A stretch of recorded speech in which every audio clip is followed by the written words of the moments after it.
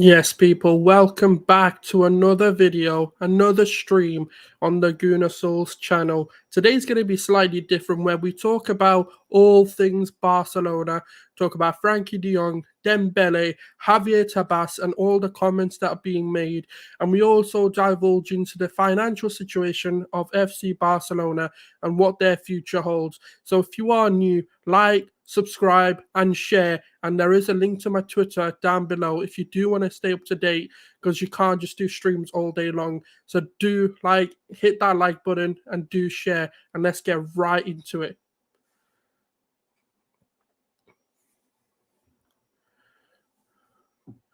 Welcome back, people. First things first, let's talk about Barcelona and what we're going to be talking about in today's stream. So, one of the first things I do want to go into and talk about, and I will be answering any questions and your comments, but I do want to kind of make the point first before going into anything. I hope the audio's okay. It is. I'm doing it freshly, so I'm hoping it does work and it's working fine. But the first thing I want to kind of get into is sort of the whole Javier Tebas and Laporta comments, because that is obviously a significant starting point to talk about.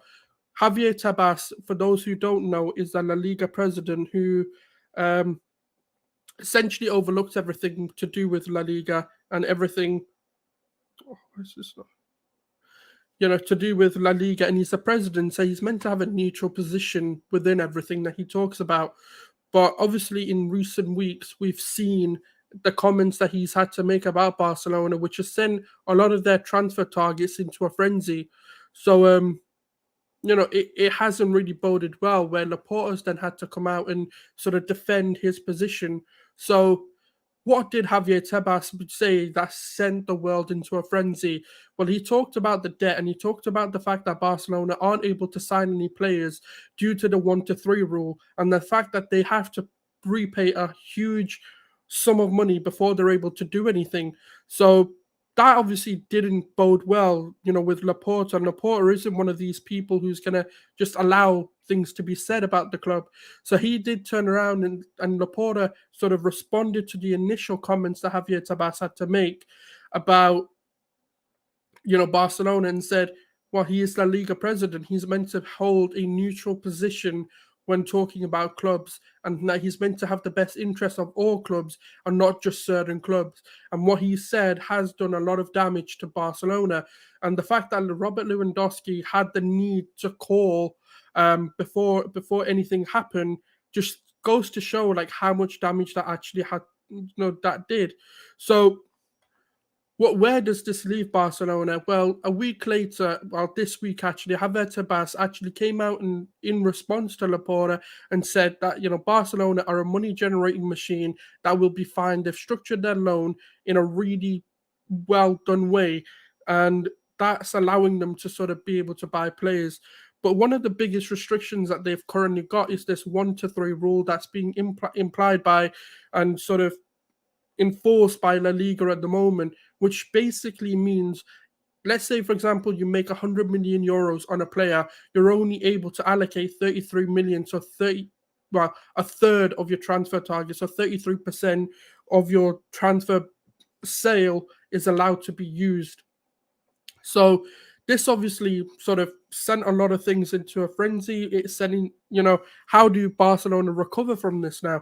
So there's obviously a lot to talk about the financial situation. Now, one of the things that Tebas actually said, which gives a lot of hope to Barcelona fans, is the fact that if they are able to repay 500 million euros this season or this year, that they'll go back to the 1-1 rule, which means any money that you generate, you can use the full amount to make transfers with, which is obviously the situation Barcelona want to be in.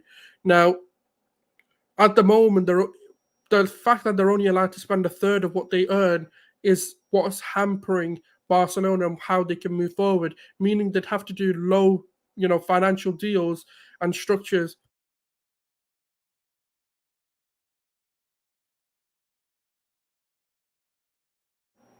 Sorry about that. So yeah, it means they just have to structure their deals in a different way, and that's obviously a situation they don't really want to be in. Now, obviously, we've got a question here from Talking Barca. So, does Lewandowski suit Xavi's system? I think he does. I think it's similar situation to what kind of Man City are going through with the signing of Erling Haaland. And there are games where we definitely miss an out and out target man type striker, and there's going to be games where we need something different. And I feel like he will definitely provide that. But what you also need to understand is Lewandowski's sort of evolution under Pep Guardiola at Bayern Munich as well. He came a lot deeper. He started to link up a lot of games as well. So I do think there's a lot of attributes to Lewandowski that does definitely suit a Xavi system. I mean, it's really early to say because the only time we've seen him is at Qatar and Al Sadd. So we can only kind of go off of what he's done at Al Sadd and what he's doing currently at Barcelona.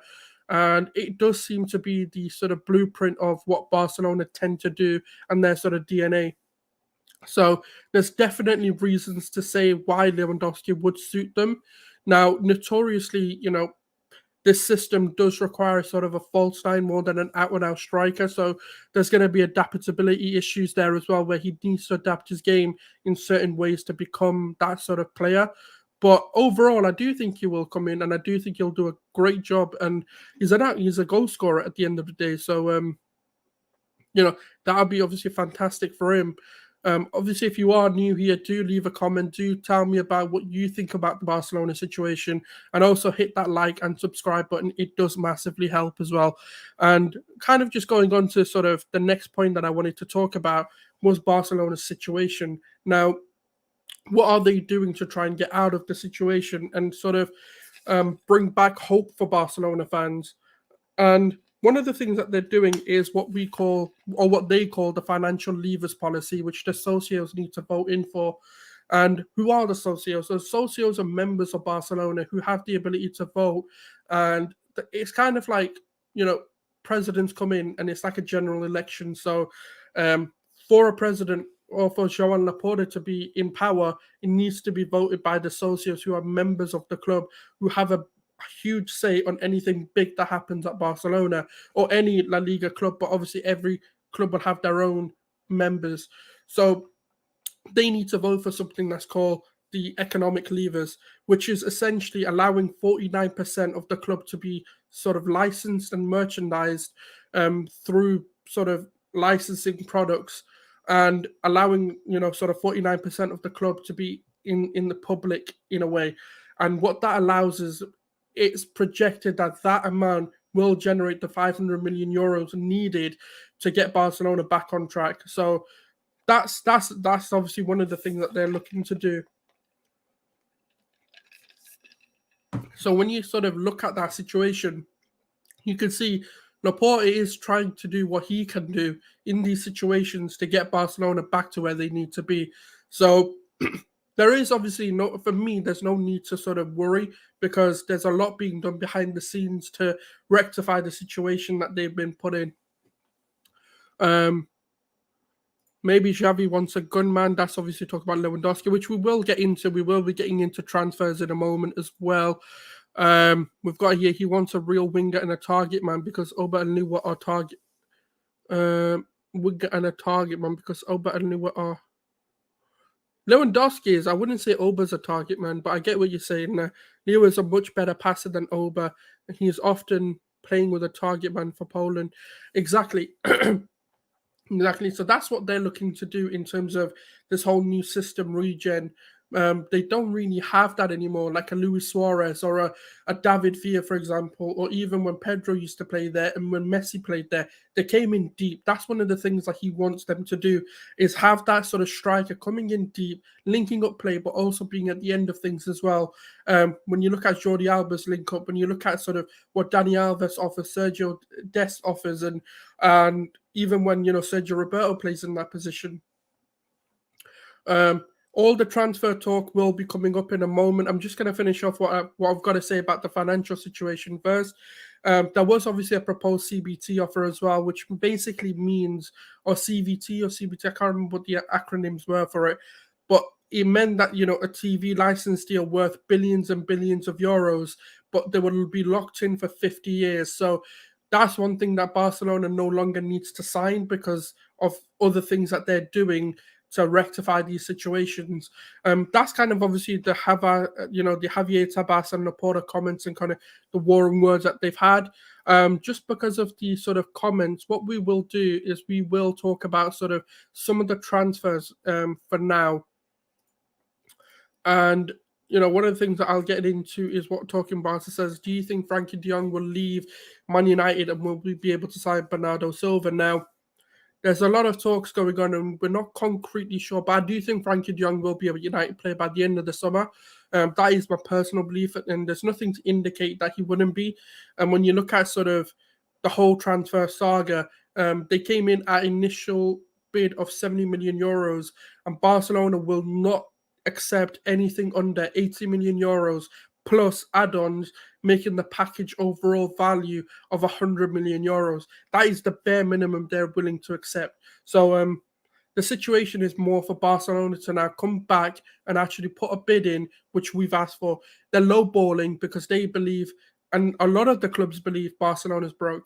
But if they give in to the first signing that they have to give away, then that does sort of confirm the narrative that they don't have money and that they're desperate. And there'll be more players like Pedri, for example, they'll come in for the likes of Nico Gonzalez, they'll come in for the likes of even a Des, for example, or a Longley will be lowballed. Umtiti is being linked with a few clubs. So what happens is you set a really bad precedence when you allow a player to go for less than you value that player at. So ultimately, what United are trying to do is lowball us to thinking that we are desperate to get rid of him. And that's not really the case. Like, Frankie De Jong isn't a player that we absolutely have to get rid of. He's a player that's more on the market because he's under-delivered for what we thought he would be offering us. And that's not a bad thing. That's not us, having a dig at him or saying to him that, he's a crap player. But he just hasn't lived up to the expectations that we set on him. Now, in a way as well, he hasn't really suited. But I mean, under Koeman, it was a difficult time being a Barcelona fan anyway, and even under Valverde as well. So I don't really blame him. I mean, under Xavi, he should be getting a lot more out of him.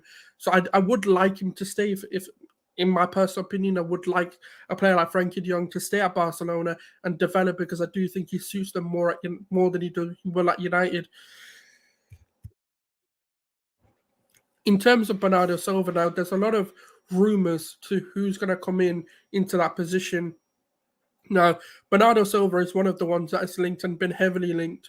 Now, the only issue and the only barrier that we need to overcome is the fact that Manchester City are asking for 80 to 100 million, to secure the signing, which is a lot more out of the budget than what we can allocate. Now, another name that sprung in recently is İlkay Gundogan coming in as well. And it's more of the case of how much money we have to spend. It is dependent on whether we can sign a Silva, whether we sign an Ilkay Gundogan, or whether we don't sign anyone at all. Because we do have players in the academy, we do have players in La Masia who can come in and do a job as well. But one of the things is we do need a bit of established experience. Now, Pedri is phenomenal. He's brilliant. Nico Gonzalez, brilliant, phenomenal. But the problem that they're both having, well, not Nico at the moment, but they are young, they are inexperienced, and especially with Pedri being overly played from Spain to Barcelona, to holding that injury at the beginning of the season, it doesn't bode well, because these can become reoccurring injuries, which you do need a player to rotate with. So we'll have to wait and see kind of what the situation in that midfield is. The one thing that we do know for certain is Frank Kessie is going to be signing. Now, obviously, what we're doing is we're respecting Frank Kessie's contract with AC Milan, which I actually have it somewhere, but I believe it's in June at some point that contract actually comes to an end. So once that contract is officially ended is when we can sit there and obviously announce the signing and bring him in. But that's going to be more of a DM anyway. That's not going to really be for Frankie De Jong. June the 30th, so by the end of the month, we should be able to announce that deal on a free and bring him in. Just a quick reminder for those people who are watching on YouTube, do subscribe and like and share if you can. It does massively help. And if you have got any questions, or if you do have any thoughts on what we're talking about, do obviously put them in the chat box as well for us. Thank you. And one of the things that I do want to kind of talk about now is we've kind of done this, but the Frankie De Jong update. At the moment, as the situation stands, Man United have bidded 70 million euros, which is 10 million euros off what Barcelona want as a minimum fixed guaranteed, which is 80 million euros. And it's about them coming to our valuation now. And Barcelona are not stepping away from an 80 million euros fixed plus add-ons, which has been numerously reported by many different reporters, close and linked with and reliable sources within the club. So that's kind of the update on the Frankie De Jong situation. We've kind of talked about my thoughts on there as well. But one of the biggest things that's happened is Ousmane Dembele has rejected Barcelona's proposal. He has rejected the latest proposal by Barcelona, where they did offer him an improved contract and an improved deal on what he's currently getting, more in line with what he wanted. But he has rejected, he has turned around, and his entourage has turned around and told Barcelona to come with an improved deal, otherwise he is leaving the club. Now, this is significant because for me, Barcelona cannot give in, and also they have turned around and said no new deal will be proposed to Dembele. It's either take it or leave it deal now, and it does look like this player is on his way to Chelsea Football Club. And obviously, once the Nation Leagues are fully concluded and they're done, and the international break is done, is when we'll see these moves happen quickly and more swiftly. Now, what does this actually mean now? In terms of like just as a transfer and in terms of a player, he has massively underdelivered for Barcelona. He's come in, he's had a dietary issue, he's had to have personal chefs, he's playing games till late night. His rehabilitation when he was injured wasn't great. He wasn't really putting in the work. Now, what Barcelona fans are, they're very, very stingent on who they have representing their club. Now, on and off the pitch, you have to be a Barcelona player. You can't be held to different standards, and they will, because every time your name goes through the media, Barcelona's name gets dragged through the mud as well. So they have a certain expectation on the player and how he comes across to the media. So Lucas here saying, I really hope Barca would do a proper rebuild, but it looks like they play FM again. Do you know what? It's interesting because it's a very difficult situation that they're in. They're in a unique situation where they're restricted by La Liga to what they can do. So the situation isn't really their fault. It is and it isn't their fault. So it's a very difficult thing to talk about because it's about how much money they can really get, and how much they can spend. If they can quickly get back to the one-to-one rule, then you'll see bigger players coming in and that rebuild really taking into fruition. But at the moment, the problem is the 1-3 rule, where they need to sell and they can only use a third of that transfer. So it's really difficult. I mean, I understand Laporta doing a hell of a job, but as soon as we find out about the financial or the economic levers vote, which is happening in a few days anyway, so there's not a long time to wait, and I'll get updates as they come. As soon as if that is voted in favor, then Barcelona go back into the one-to-one rule once that is all completed, and they'll be able to properly sign players, especially with the Frankie De Jong situation. If they can get that done and be one-to-one, then we can use the 100 million or the 80 million of Frankie De Jong's money, which would be huge, because that will guarantee Robert Lewandowski coming in. That would guarantee a Koulibaly coming in. That would guarantee a lot of these players being done. So I do think there's a bit of patience needed, especially for those Barca fans, just to wait and see what happens. I mean, the socios have messed Barcelona up in the past, but hopefully they've got their heads screwed on and Laporta can portray what that plan is in proper detail and convince them what is right for the club moving forward. So hey, we got Dembele wants the money. I hope they sign Di Maria. Yeah, I mean, Di Maria is massively linked. I mean, he's one of those players that they want to bring in. I'm guessing in the hopes of a departure for the Dembele. We need the members to not F us over and members to vote for the economically. I do think it's huge that they do. I wouldn't want Ilkay Gundogan. I mean, the only reason I don't want him is more for the age and the fact that he does have a few injury issues with his back and everything. So it's not more an ability, but it's more in the case of just how the player really is. So we'll have to wait and see what happens on that front because it's very difficult. to kind of talk about that. So we'll have to wait and see in terms of what that midfield target is going to be looking like. But at the moment, it does look like it's between Ilkay Gundogan and a Bernardo Silva coming in. There doesn't really seem to be many different players being linked other than those two. So we'll have to wait and see really in that regards.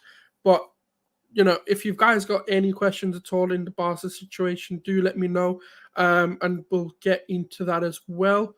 So, because that's the main talking points that I had to talk about on today's stream. It was kind of a short one just to kind of wrap up things that are going on and kind of just give you a stream where you can just be able to basically look at what's going on and the sort of comments and the financial situation as well. A centre-back pairing of Koulibaly and Arujo would be lit. Hopefully, PK would take the rotational role. Yes, on that as well, PK is willing to. So Xavi has informed PK that he will be taking a part role and he will have sort of a bench role in essence, and that he'll be looking to bring in a starting centre-back over him. So, and also PK said, I'll do whatever I can to help the club in any way that I can. And also, I think he's also said that he's taken a financial cut as well. So he's taken a wage cut.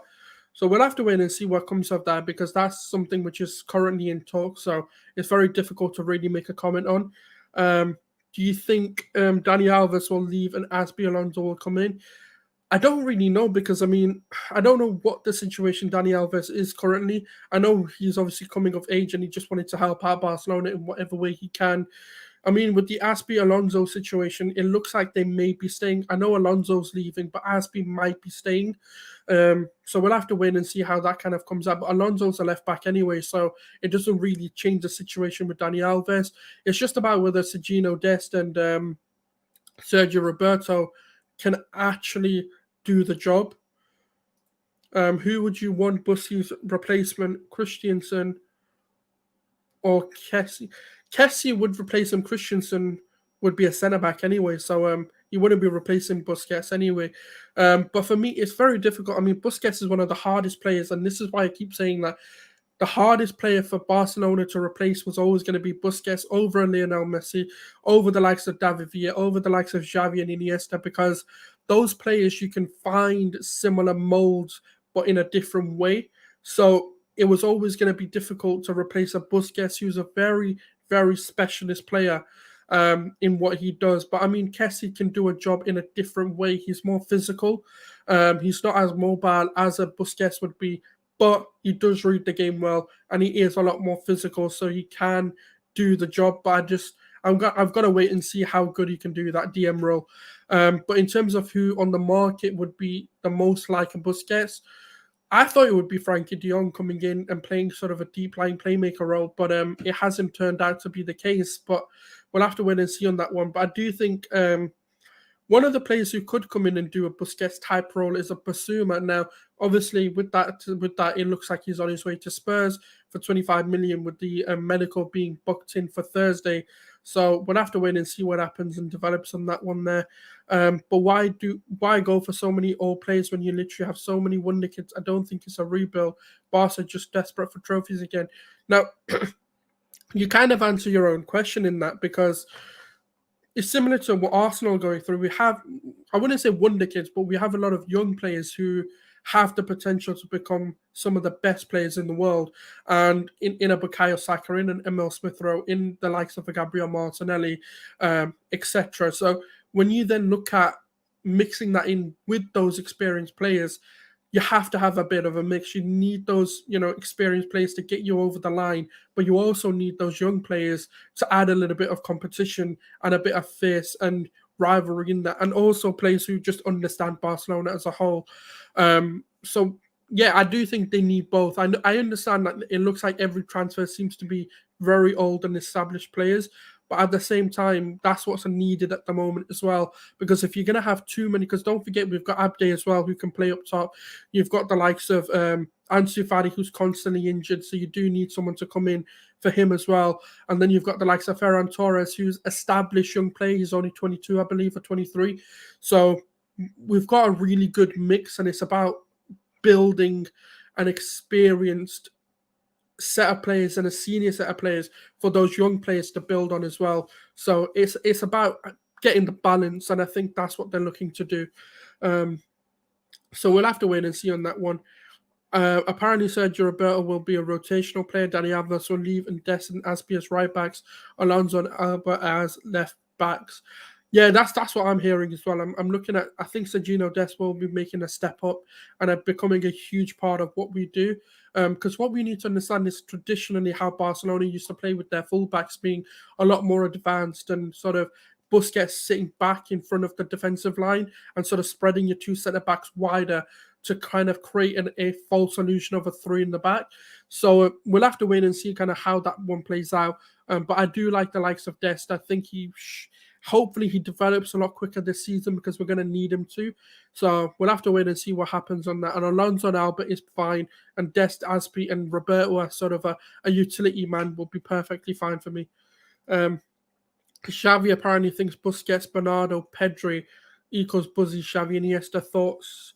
Bernardo Silva does play like a Iniesta, and Pedri plays like an Iniesta. The only player that we don't really have in that is a Xavi, but Xavi is unique though in what he does. He was a master passer, so it's always going to be difficult to bring a Xavi in unless he plays himself, which would be pretty funny to see.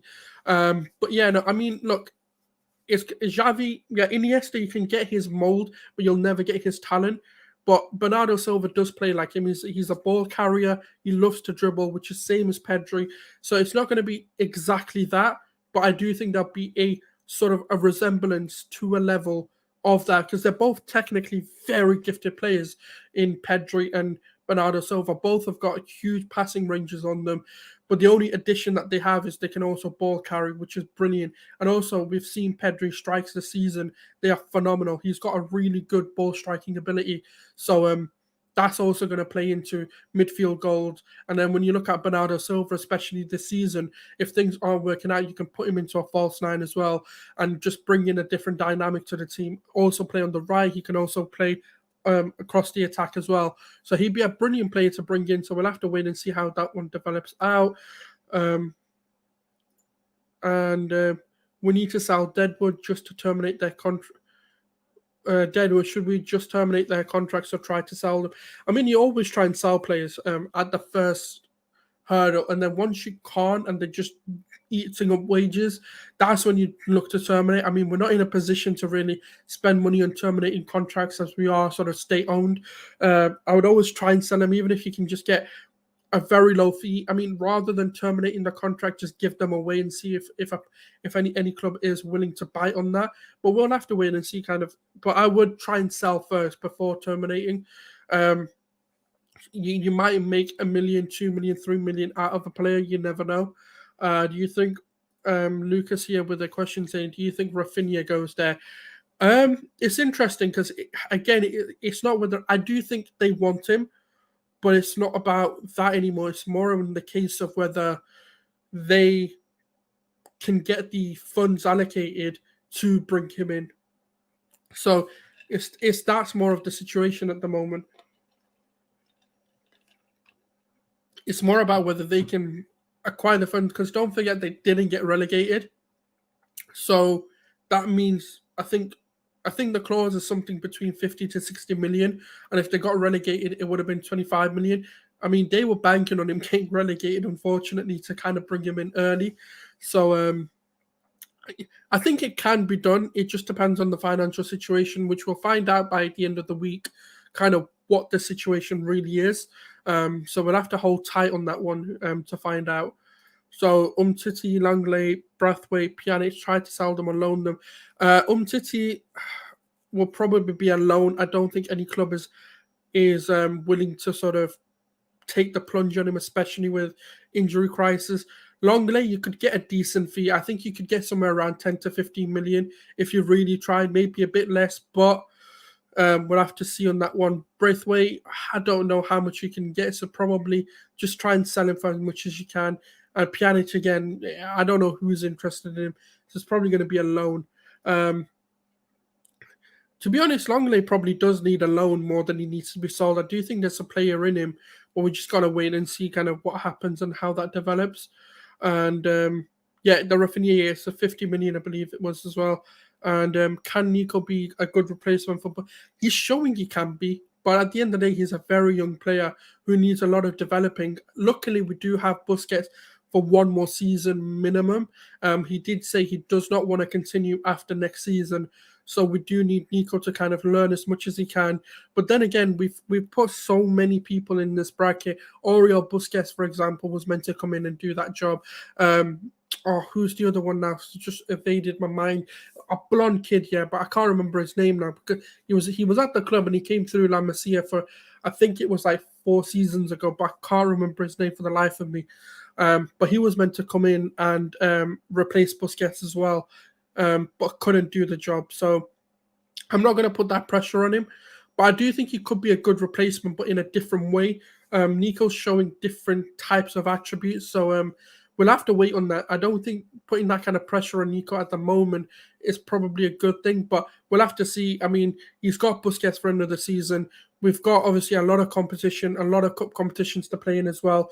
So we'll give him those opportunities. We'll see how he develops and kind of take it from there, really.